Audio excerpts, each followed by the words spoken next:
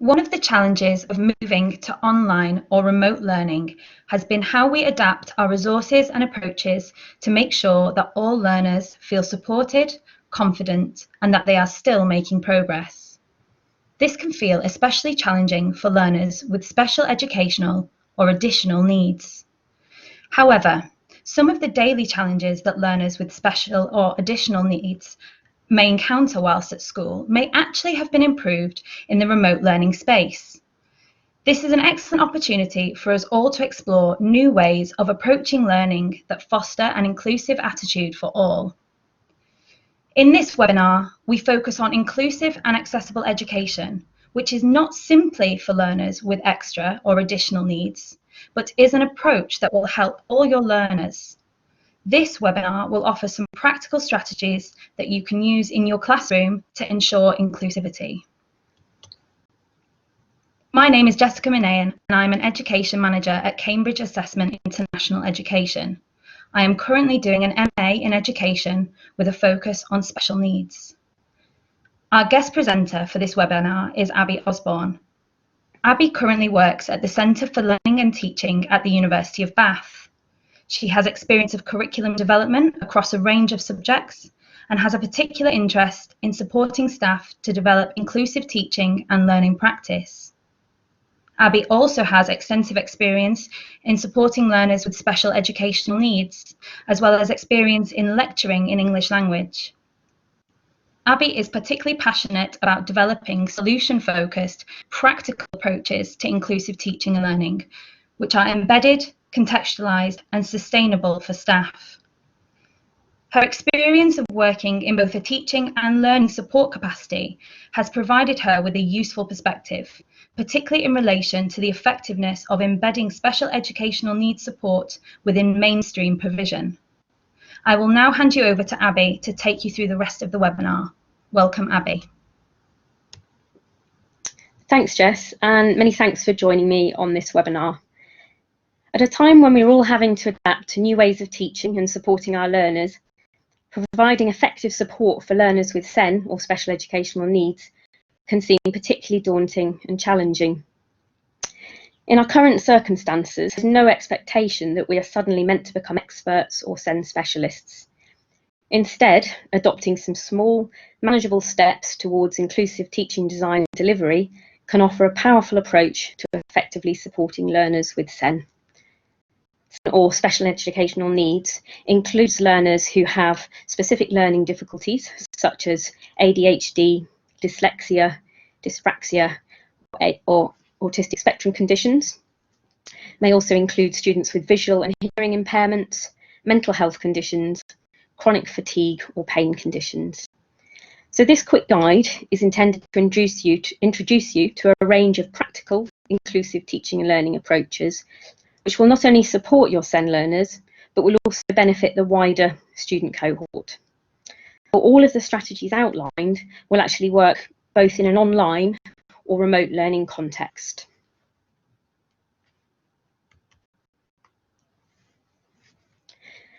I think it's worth noting that the needs of learners with SEN are often not distinctly different from the needs of all learners. Rather, they may experience a more exaggerated version of the challenges that we actually all face. Ironically, many of the challenges that learners with SEN may face on a daily basis are things that we are all now increasingly experiencing, regardless of whether we have a special educational need or not. For example, challenges linked to motivation, feeling isolated, or needing to set ourselves smaller, broken down tasks in order to see our progress are all things that we are having to manage now on a daily basis. Therefore, if you can plan and implement teaching and learning activities and resources and assessments where possible in a way which will directly support learners with SEN, this will also indirectly support all of your learners during this very challenging time. It is also important to note in relation to inclusive teaching practice that it is not about getting it right every time or aiming for perfection. We are all learning at the moment and we're adjusting to new ways of thinking and working due to the change in our circumstances. Instead, it's about taking small steps, trying some new approaches, reflecting on their effectiveness, and ultimately it's about remembering that you have a wealth of teaching experience and a knowledge of your cohort, which puts you in a great position to start building on what you already know.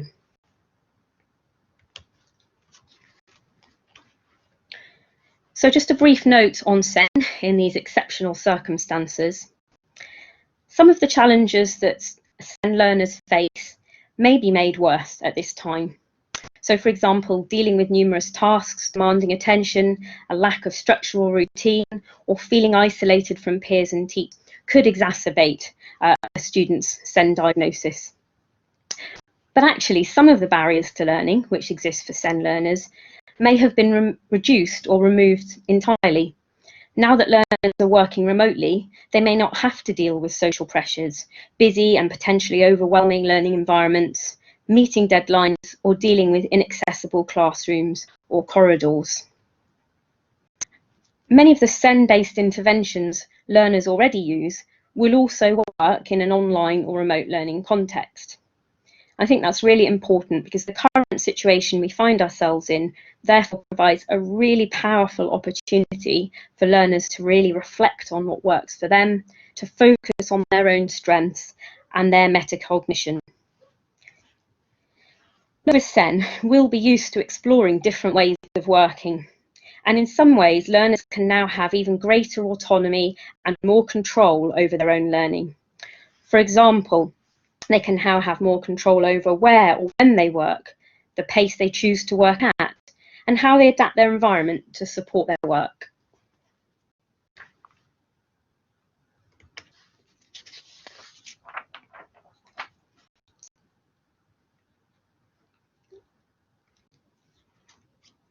Before we go through some practical interventions that you can apply to your teaching, it may be useful to introduce one way of thinking about inclusive teaching and learning, which can be used to help us focus on the challenges our SEN learners are facing at the moment, as well as focusing on what learners can do, particularly linked to the impact on their learning. The Patterns Beyond Labels model can help us to move away from the individual labels of our SEN learners, such as dyslexia or autistic spectrum conditions or ADHD. This can be an overwhelming starting point and can leave teachers feeling really unprepared to support their learners. So instead, we can consider the patterns in learner challenges which actually exist across the learning cohort, and in particular helps us to focus on the impact on learning rather than the cause, so that we can find practical strategies to support this. Moving away from labels can actually also help us to focus on what learners can do rather than what they might find challenging. The Patterns Beyond Labels model identifies a number of lenses that can be used to conceptualise patterns in inclusive practice in terms of full cultural and cognitive contexts. The model can then be used to identify strategies to support learners to overcome these common challenges.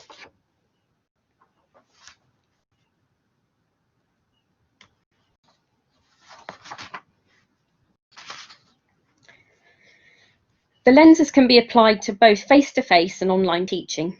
And for the sake of this guide, I will outline the model with particular reference to online or remote learning.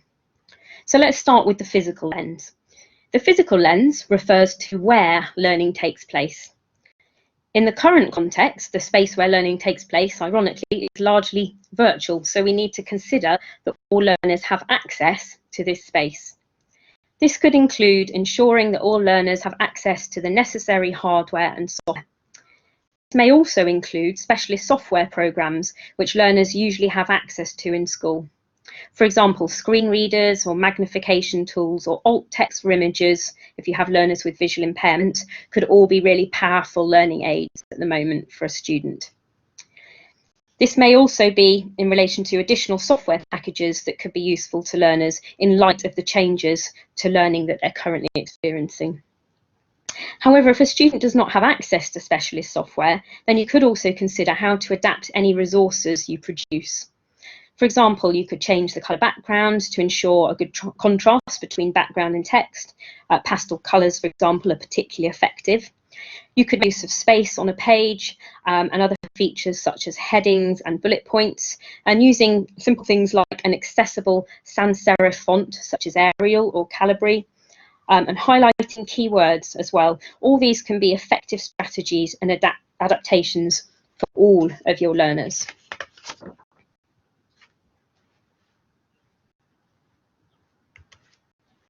Oops. Apologies. So next is the cultural lens, and the cultural lens refers to the what of learning. So this lens really helps us to focus on making sure that we provide clear instructions and avoid making assumptions about our learners' prior knowledge.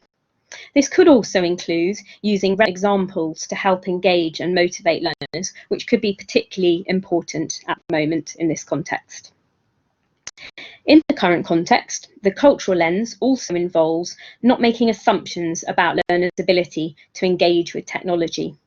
For example, a student may actually find the work itself really manageable and may have access to the technology, but they could feel more vulnerable or anxious due to the technology they have to use.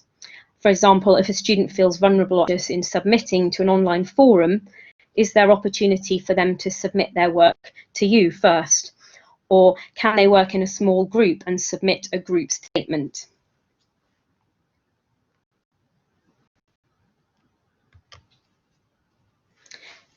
Finally, the cognitive lens really refers to the how of learning. And this includes considering that learners are able to learn and demonstrate this learning in a way that is as effective as possible. This could include things like providing really clear and explicit instructions about how to approach a task or learning activity, rather than just focusing on what is being learnt. This might also include things like visual prompts and actually using virtual space on the page to break up text so that we can reinforce new learning and support students' working memory. The cognitive lens might also include things like offering a menu of options in terms of how students can present their learning. It's worth noting that the lenses often overlap rather than existing separately, so do bear that in mind when using them. On this webinar, we'll now outline a number of approaches that can be used to support learners to overcome common challenges or barriers that they may face linked to this new normal of learning that we find ourselves in. Please use these strategies in a way so that they're useful to your learners' needs based on your particular subject and cohort. Use the suggested approaches as a starting point and draw on your own knowledge of your specific learning context to use the lenses to identify other common challenges and therefore also other potential solutions.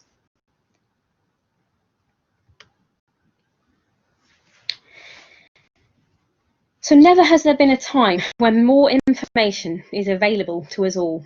Endless new resources and sources of information are emerging on a daily basis, but navigating this can be a real challenge. The potential for information overload can be really overwhelming and make it hard to know where to start or how to identify the most useful information. So therefore, when making resources, you avoid information overload by breaking information and tasks down into smaller and more manageable chunks and steps. You can also use bullet points, space on the page, and bold text to make information accessible and easier to navigate. Make sure critical information or instructions are explicit so they don't get missed or overlooked. You could do this with bold or highlighted text. If you are recording sessions for learners, then try and limit the length of each session. An hour lesson, for example, is much harder to concentrate on when viewing online. So identifying the key concepts and points that you would like learners to retain is really important. And I think sometimes a less is more approach and a shorter session can actually be just as powerful, or if not even more powerful in this current context. Shorter videos, therefore, which emphasise key concepts or ideas can be helpful, and this can really allow the student to focus on the key points in a shorter time period.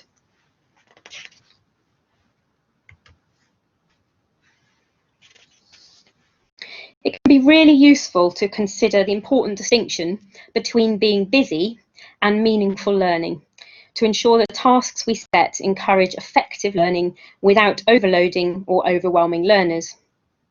You should reflect on learning outcomes and how effectively and efficiently learners can achieve a specific outcome. For example, if a learner could show in a paragraph what they could in an essay, we should be asking ourselves, is this okay? Does this demonstrate that meaningful learning has actually taken place?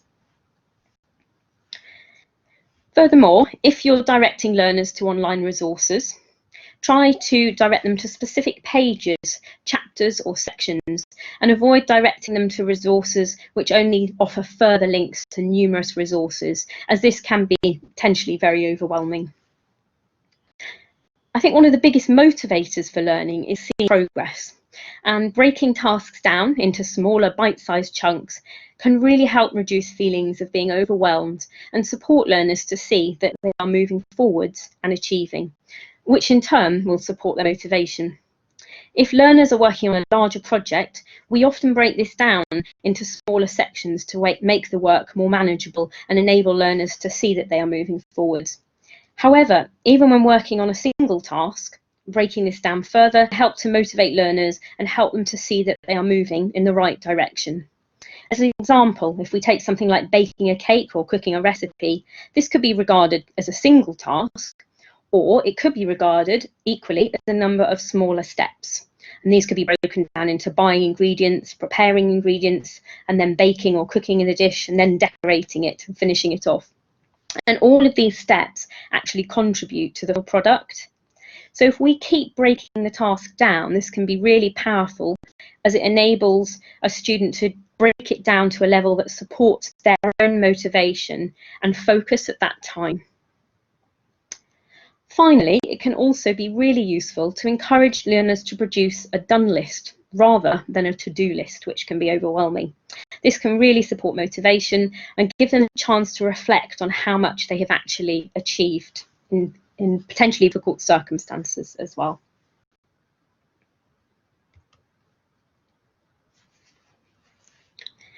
So I think it's also really useful to think about the flexibility of learning at this particular time. And whilst routines and goal setting are useful and effective tools to ensure success, I think it's also important to remember that a degree of flexibility, particularly linked to our exceptional circumstances, is a really powerful way of ensuring that all learners succeed. Therefore, where possible and when possible, incorporate learning activities and assessments which are flexible and offer choice in terms of how a student can demonstrate their learning, e.g. a poster, a presentation, an essay or a short summary. All of those will give the student greater variety. As well as breaking tasks down for learners, as mentioned before, you could also support learners to set themselves smaller goals so that they can actually start to see progress. It can be useful to encourage learners to work on tasks in an order that they can face or that feels natural to them. And working flexibly in this way can actually really increase productivity and output.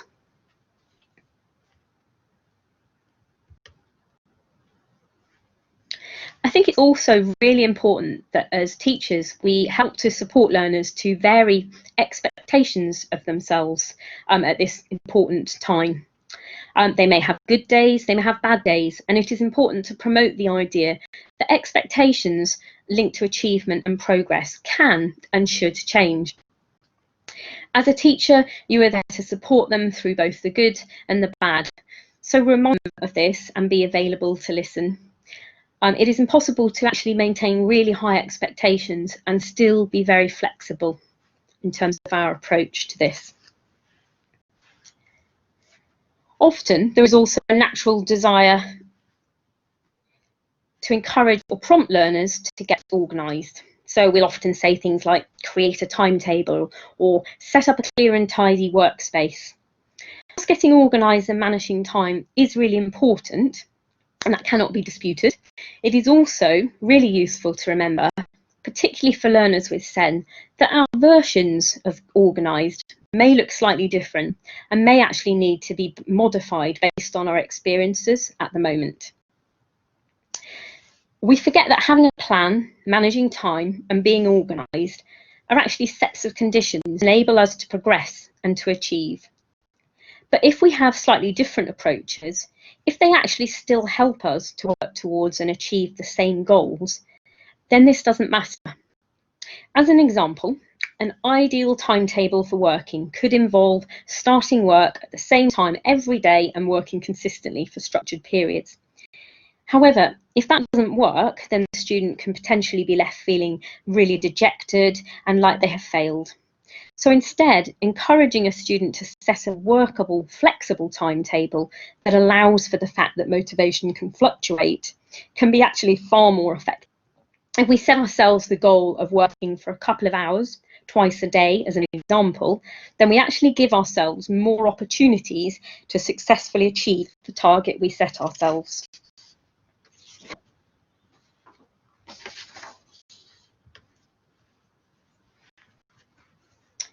I also want to touch on the subject of managing our environment. I think, ironically, one of the potential benefits of the current situation is that we can actually all have much greater control over how we adapt our environment to suit our learning preferences. For many SEN learners, the classroom can represent a challenging environment which may be overwhelming and distracting. Working at home, however, whilst not ideal in many ways, does actually allow us to reflect on how small environmental changes can help us to increase our concentration, motivation and focus. So when you can, encourage your learners to be mindful of their environment and see if they can make any small changes which will help to support learning. Again, be wary of solely suggesting a one-size-fits-all or ideal approach in terms of how we think our environment should be set up. Whilst a quiet, tidy space may be beneficial for some, others may be best working, listening to music, sitting outside, or even standing up. Some strategies which learners will find really helpful, such as changing their location, or playing background music, or changing the lighting, are not always appropriate or possible in the classroom. But now is the perfect opportunity for all of us to reflect on the little changes we can make to our environment that will actually help us to take control of our learning experience. And when you start to think about it, the possibilities are endless.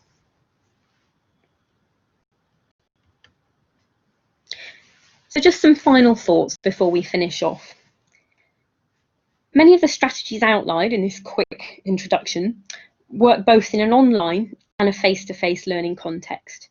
So anything that you try now and find to be beneficial will actually also be applicable in the classroom to support both SEN learners and the wider cohort when we return to our schools. Start small and implement features that work for your subject context and your cohort of learners. It's really important to draw on your own strengths.